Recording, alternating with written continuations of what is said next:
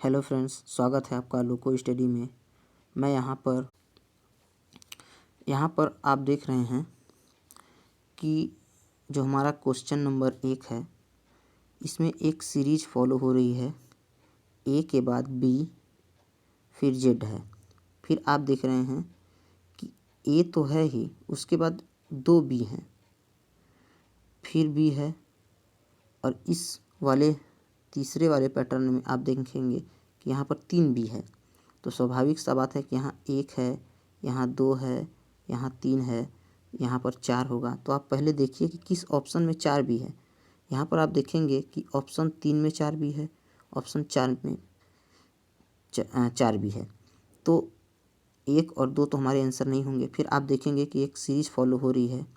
पहले जेड है, फिर वाई जेड है, फिर एक्स वाई जेड है। तो स्वाभाविक सा बात है कि यहाँ पर WXYZ होगा। तो हमारी सीरीज कुछ इस प्रकार बनेगी: A 4B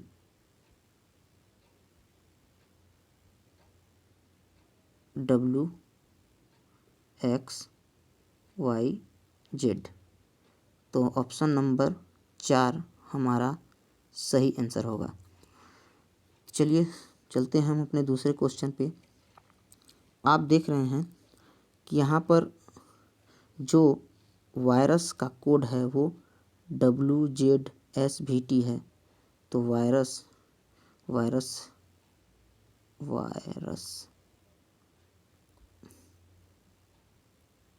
ऐसे है, और WJSVT इसे इस रूप में लिखा गया है। तो आप समझिएगा कि क्या पैटर्न इस क्वेश्चन में फॉलो हो रहा है। आप देखेंगे कि V के बाद W आया है, I के बाद J आया है। तो V के बाद W आता है, I के बाद J आता है, और R के बाद S आता है, ठीक। और U के बाद V आया है, S के बाद T आया है। तो आप यहाँ से सीधे सीधे देख सकते हैं कि B के बाद जो भी यहाँ पर प्रश्न में दिया है कि B के बाद A, B के बाद C आएगा। तो सभी ऑप्शन में C है, A को हम कंसीडर नहीं करेंगे।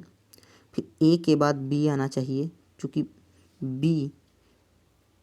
A के बाद B आएगा तो CB तीनों में है, अभी भी एक कन्फ्यूजन है। फिर C के बाद D आना चाहिए, C के बाद D तीनों ऑप्शन में है। तो T के बाद U आना चाहिए। तो ऑप्शन नंबर 2 और 4 में U आए हुए हैं। D के बाद U इसमें भी देख सकते हैं आप, 2 में भी है, 4 में भी है, ऑप्शन 3 में नहीं है। तो ये भी हमारा आंसर नहीं होगा। फिर E के बाद F आना चाहिए, E के बाद F 2 में भी है, 4 में भी है।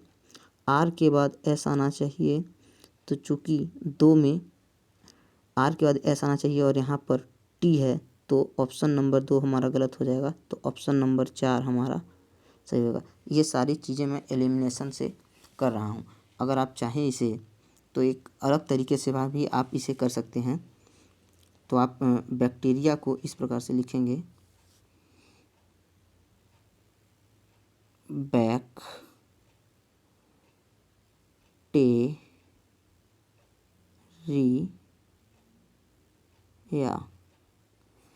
चूँकि B को आप लिख सकते हैं C, A को B, C को D, T को U, E को F, R को S, I को J, A को B। अब आप देखेंगे कि ये किस ऑप्शन में है। तो ऑप्शन नंबर 4 हमारा बिल्कुल सही है।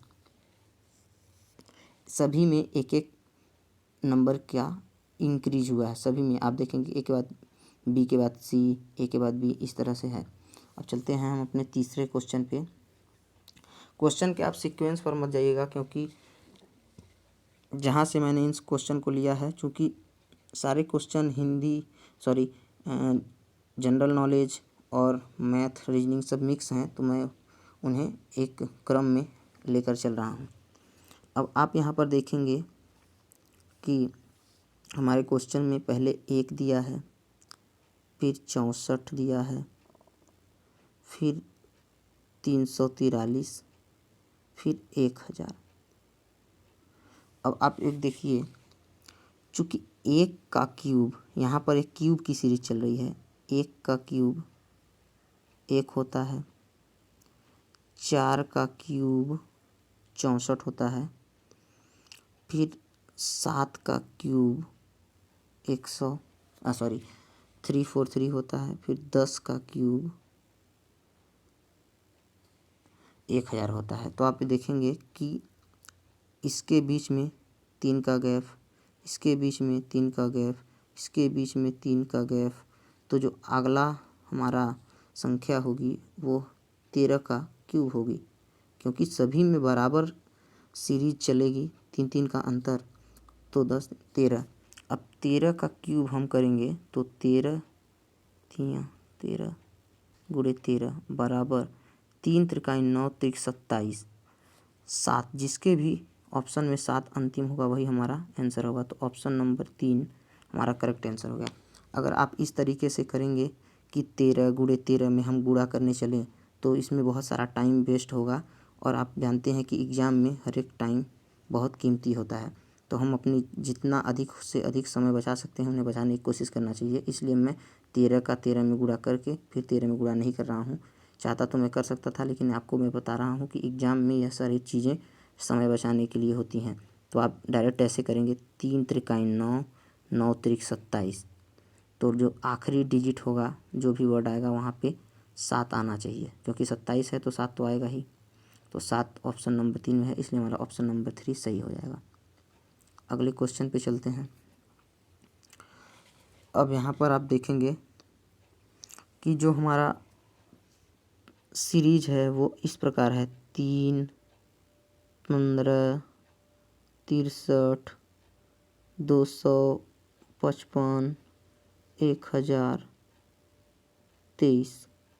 अब आप देखेंगे कि ये जो सीरीज चल रही है उसमें हम 4 का गुणा कर रहे हैं और प्लस 3 जोड़ रहे हैं। तो 3 चौक 12, 12 में 3 जोड़ेंगे तो 15। अब यहाँ पे देखिए 15 चौको 60 प्लस 3 63। अब यहाँ पे जब आप देखेंगे कि 60 चौक को होता है 240 और 3 चौक 12, तो हो गया 452, और प्लस 3 जोड़ देंगे तो 255 आ जाएगा।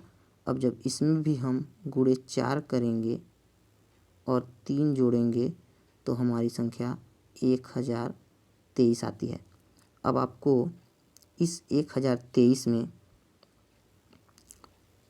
4 का गुणा करना पड़ेगा और 3 जोड़ना पड़ेगा। तो जब हम इसमें 4 का गुणा कर देंगे तो क्या आएगा, और फिर 3 जोड़ना भी है, तो 4 तिहाई 12, 4 दूना 8, 8 एक 9, 4 शून्य 0, 4 एक 4, और जब इसमें 3 जोड़ेंगे हम तो हमारी संख्या आ जाएगी 5, 9, 0, 4।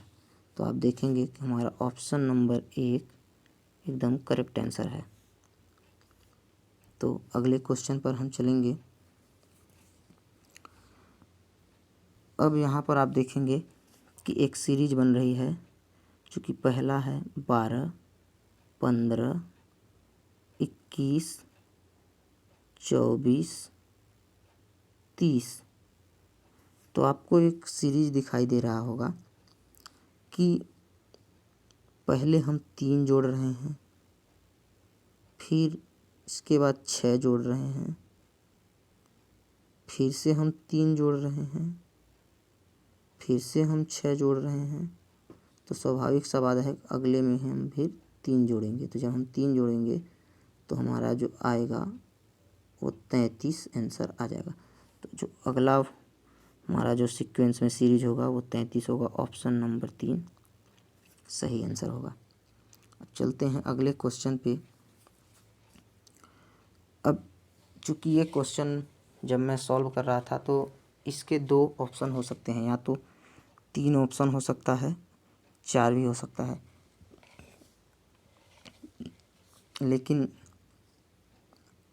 जो हमारी आंसर की है उसमें ऑप्शन नंबर 3 को माना गया है। चूँकि आप देखेंगे कि ये सीरीज कुछ इस प्रकार है, A B dash B A dash B dash B A. तो यहाँ पर बी फिर बी फिर बी और इसके बाद फिर से बी डाल दिया गया है। तो आप देखेंगे कि एक सीरीज बन गई, ए 4B फिर ए फिर 4B फिर ए। अब चाहते तो आप इसमें इस तरह का भी तो आप बना सकते थे। इसमें आप ऐसे भी लिख सकते थे, A B dash B A dash A dash B dash B A. तो आप देखेंगे कि इसमें आप जब इस ऑप्शन को रखेंगे तो ए फिर से ए फिर से ए फिर से ए, तो आप देखेंगे कि ए बी फिर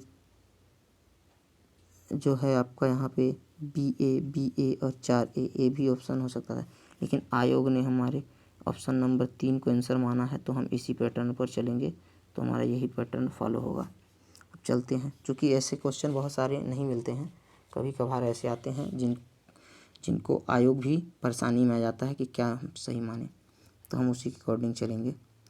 तो अगले क्वेश्चन पे चलते हैं। अब ये आ गया स्टेटमेंट वाले क्वेश्चन और जिनमें कंक्लूजन होता है। आप हर शिफ्ट में देखेंगे कि इस तरह के क्वेश्चन करीब 4 से 5 हैं। चूँकि इसका काफ़ी अच्छा वेटेज है, तो मैं चाहता हूँ कि आप इसे अच्छे तरीके से देखें कि ये किस प्रकार मैं इसके सॉल्व करता हूँ। आप यकीन मानिए कि आप पूरे क्वेश्चन बिना किसी गलती के अच्छे से कर पाएंगे। तो आप सभी देखेंगे, सभी दरवाजे खिड़कियाँ हैं, तो सभी दरवाजे को मैं डी मानता हूँ और खिड़कियाँ को के मान लेता हूँ। तो दरवाजे, सभी दरवाजे में ये सभी दरवाजे हो गए डी, इसमें पूरे दरवाजे हैं। ठीक, सभी दरवाजे खिड़कियाँ हैं, तो चूँकि सभी दरवाजे खिड़कियाँ हैं, अब मैं खिड़की को के ले रहा हूँ। अब बोल रहा है सभी खिड़कियाँ हत्थे हैं, हत्थे को मैं एच लूँगा, तो सभी खिड़कियाँ हमारी हत्थे हो गई। अब आप देखिए, सभी दरवाजे हत्थे हैं, क्या सभी दरवाज़ा तो हमारा बस यहीं तक है, तो क्या सभी दरवाजे हत्थे हैं? बिल्कुल नहीं, क्योंकि हत्था तो यहाँ भी है, इसलिए जो हमारा पहला होगा ये गलत हो जाएगा। तो पहला स्टेटमेंट हमारा हो गया गलत। अब दूसरे पे देखते हैं, कुछ खिड़कियाँ दरवाजे हैं। हाँ बिल्कुल, ये जो खिड़की है वो खिड़की तो पूरा ये भाग है, ये पूरा भाग है पूरा, और कुछ डी वाला भी है, तो कुछ खिड़कियाँ दरवाजे हैं, तो ऑप्शन नंबर 2 हमारा सही होगा। तो निष्कर्ष 2 हमारा सही होगा। इस प्रकार ऑप्शन नंबर 1 हमारा सही आंसर होगा। केवल निष्कर्ष 2 ही इस डायग्राम को फॉलो कर रहा है। तो चलिए अगले क्वेश्चन पे चलते हैं। चूँकि आपको अभी ये सारे क्वेश्चन डिफ़िकल्ट लग रहे होंगे, लेकिन आप जब वीडियो को 1 से 2 बार देखेंगे तो आपको सारी चीज़ें क्लियर हो जाएंगी। चलिए चलते हैं अगले क्वेश्चन पे। अब यहाँ पर हम जो कुत्ते को डी लेंगे और बिल्ली को कैट से डिनोट करेंगे और चूहे को रैट से। तो वो यहाँ पर क्वेश्चन में बोल रहा है कि सभी कुत्ते बिल्ली हैं। सभी स्टेटमेंट जो हमारा कथन है, कथन दिया होता है, एक प्रश्न होता है और उसके अकॉर्डिंग निष्कर्ष में हम ढूंढते हैं कि क्या ये निष्कर्ष सही है या नहीं। तो सभी हम देखेंगे पहले, सभी कुत्ते बिल्ली हैं, तो सभी जो डॉग हैं, सभी डॉग वो बिल्ली हैं, सभी डॉग, ये पूरे डॉग हो गए, सभी डॉग बिल्ली हैं यानी कि कैट हैं। ठीक, सभी बिल्ली, सभी डॉग कैट हो गए। ठीक, अब कुछ बिल्ली चूहे हैं, अब कुछ बिल्ली चूहे हैं तो कुछ बिल्ली चूहे हैं, ये तो हमने ले लिया। अब यहाँ पर आप नोटिस करेंगे कि क्या ये एक ऐसा डायग्राम ही पॉसिबल है? नहीं, एक और डायग्राम भी बन सकता है। अब आप देखेंगे कि जितने भी हम डायग्राम बनाएंगे उन दोनों डायग्राम में हमारे जो निष्कर्ष हैं वो सेटिस्फाई होने चाहिए, तभी क्वेश्चन हमारा सही कर पाएंगे हम, नहीं तो नहीं। तो अब देखें, एक डायग्राम और भी इस प्रकार से बन सकता है कि सभी डॉग कैट हैं और जो कुछ रैट डॉग कुछ बिल्लियाँ चूहे हैं, तो कुछ जो हमारी कैट हैं वो भी तो चूहे हैं। तो इस प्रकार से भी हम ले सकते हैं, जिसमें हमारा डी भी आ जाएगा। तो ये भी डायग्राम हमारा सही है और ये भी डायग्राम सही है, क्योंकि जिस प्रकार कथन दिया है उसी प्रकार हमने डायग्राम बनाया। अब हमारा जो आंसर निकालने का प्रोसेस है वो देखिएगा किस तरह से हम निकालते हैं आंसर। तो कुछ कुत्ते चूहे हैं, कुछ कुत्ते चूहे हैं, हाँ, कुछ डॉग चूहे हैं, यहाँ पे कुछ डॉग रेट हैं, बिल्कुल हैं। तो यहाँ पर देखेंगे कि ये वाला जो डायग्राम है वो तो सेटिस्फाई कर रहा है, लेकिन ये वाला डायग्राम सेटिस्फाई नहीं कर रहा है, तो हमारा जो स्टेटमेंट एक है वो गलत हो जाएगा। अब देखेंगे दूसरा स्टेटमेंट, चूहे जो बिल्ली हैं कुत्ते नहीं हैं। जो चूहे जो हमारे रेट हैं वो बिल्ली हैं लेकिन कुत्ते नहीं हैं। इस वाले डायग्राम में तो सेटिस्फाई हो रहा है, इस वाले डायग्राम में तो सेटिस्फाई हो रहा है, लेकिन इस वाले डायग्राम में सेटिस्फाई नहीं हुआ, क्योंकि जो जो चूहे जो बिल्ली हैं वो कुत्ते तो इसमें हैं, इसमें बिल्कुल हैं। तो हमारा ये जो स्टेटमेंट है ये भी गलत हो जाएगा। तो हमारा जो ऑप्शन नंबर 3 है वो करेक्ट आंसर होगा। इसमें कोई भी निष्कर्ष फॉलो नहीं हो रहा है, इसलिए न ही निष्कर्ष 1 और न ही निष्कर्ष 2 अनुसरण करते हैं। तो कोई निष्कर्ष हमारा अनुसरण नहीं करता है स्टेटमेंट का। तो चलिए चलते हैं अगले क्वेश्चन पे। आपको इन सब को क्वेश्चन करने में ज़रूर प्रॉब्लम आएंगी, लेकिन आप जो मेरी प्रीवियस वीडियो है उसमें भी मैंने करीब 5 क्वेश्चन इसके करवाए हुए हैं, उसमें से भी आप देख सकते हैं। तो अगले क्वेश्चन पे चलते हैं। अब देखिए फिर से यही क्वेश्चन आ गया 30वें नंबर क्वेश्चन पे। तो अब यहाँ पे देखेंगे सभी शेर पशु हैं, तो सभी शेर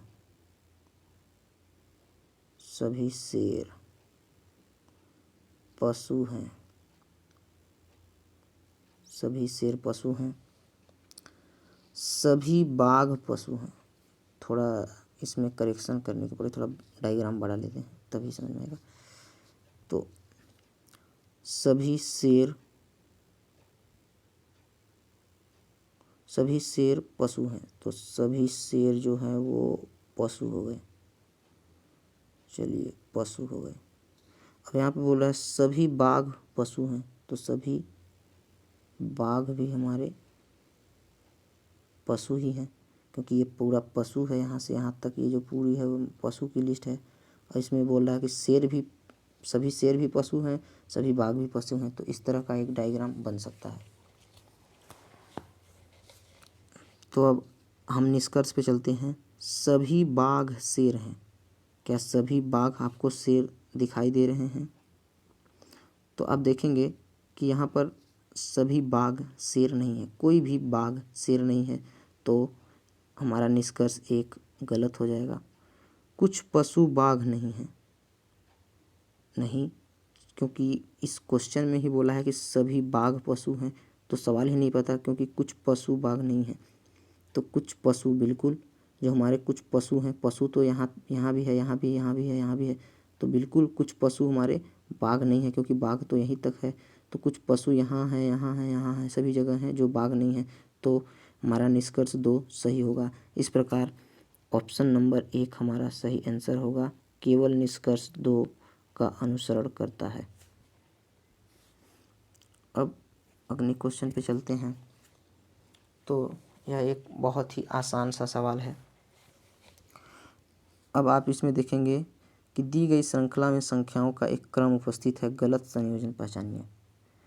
आप देखेंगे, आप इसे 2-3 तरीके से भी कर सकते हैं।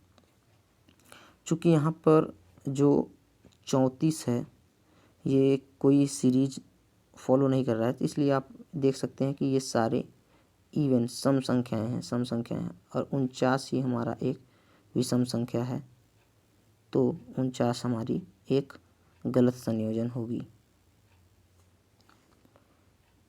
अगले क्वेश्चन पर चलते हैं। अब आप यहाँ पे देखिए, मेल को KYGJ से कोडित किया जाता है। अब देखेंगे आप कि जो हमारा मेल है M को K से डिनोट किया गया है, यानी कि आप देखेंगे कि M जो हमारा K के बाद L आता है, फिर M आता है, तो इसमें -2 करने पर K आया है। अब A पर भी जब हम -2 करेंगे तो Y आएगी। अब I पे जब हम एक -2 करेंगे तो G आएगा, और L पे जब -2 करेंगे तो J आएगा। अब इसको करने का बहुत ही आसान तरीका है कि आपको जो हमारे जितने भी 26 लेटर हैं उन सब की नंबरिंग आपको याद होनी चाहिए, तभी आप इस क्वेश्चन को बहुत ही आसानी से कर पाएंगे। आप देखेंगे कि सभी क्वेश्चन में 2-2 घटा दिए गए हैं। तो अब इसमें पूछ रहा है कि लेटर को कैसे कोडित किया जाएगा, तो आप देखेंगे कि पहले आप लिखिए लेटर। तो चलिए मैं लिखता हूँ पहले लेटर LETTER।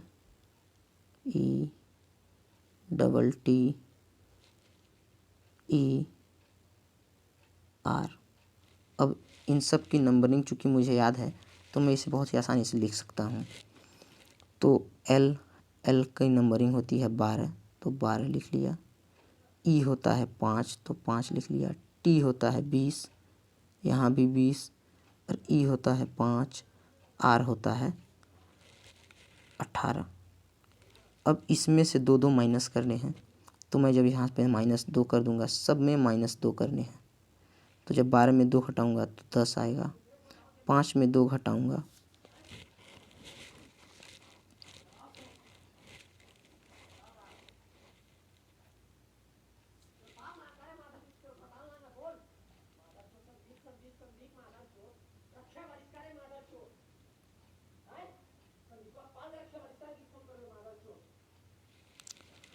यहाँ पे जब हम इससे माइनस करेंगे तो 3 आएगा, यहाँ पे माइनस करेंगे तो 18 आएगा, यहाँ पे माइनस करेंगे तो 18 आएगा, और जब यहाँ पे 5 में माइनस करेंगे तो 3 आएगा, और यहाँ 18 में जब 2 माइनस करेंगे तो 16 आएगा। अब इसकी नंबरिंग से हम रख देते हैं, चूँकि 10 की नंबरिंग होती है J, C होता है 3 नंबर पे, R होता है 18 नंबर पे, R होता है 18 नंबर पे, 3 पे होता है C, और 16 पे होता है P। तो आप देखेंगे कि इस प्रकार से जो ये है एक सीरीज है, चूँकि मुझे नंबरिंग याद था तो मैं इसे बहुत ही आसानी तरीके से कर पाया। तो आप देखेंगे कौन से ऑप्शन में यह सही बैठ रहा है, तो ऑप्शन नंबर 3 हमारा सही है। अब चलिए अगले क्वेश्चन पे चलते हैं। तो यहाँ पर यह पार्ट हमारा समाप्त होता है। अगले पार्ट मैं जल्द ही लेकर आऊँगा। इसमें चूँकि 11 क्वेश्चन थे और अगले पार्ट में करीब 13 क्वेश्चन हैं। चूँकि वीडियो लंबा ना हो इसलिए मैं चाहता हूँ कि एक शॉर्ट वीडियो बनाई जाए जिससे आपको भी बोरिंग महसूस ना हो। इसलिए मैं चाहता हूँ कि आप जो आने वाला पार्ट है उसे भी देखें। तो चैनल को सब्सक्राइब करें और अपने दोस्तों के साथ इस वीडियो को शेयर करें। धन्यवाद।